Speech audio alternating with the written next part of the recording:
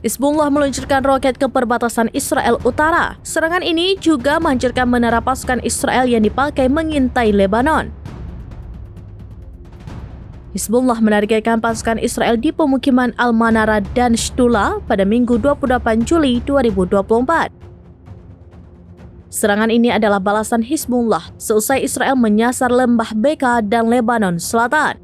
Sebuah menara tinggi pengintai Israel juga hancur dihantam rudal Hizbullah di Al-Jalil Barat. Serangan ini diluncurkan Hizbullah dengan mengirimkan 2 roket presisi mereka. Kebakaran besar juga terjadi buntut serangan itu. Aksi balasan Hizbullah ini buntut serangan udara Israel yang menyasar kota Abbasiyah di Lebanon Selatan.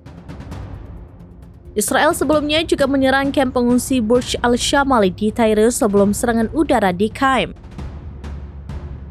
Pengeboman Israel tersebut menyebabkan kebakaran dan kerusakan pada properti warga sipil.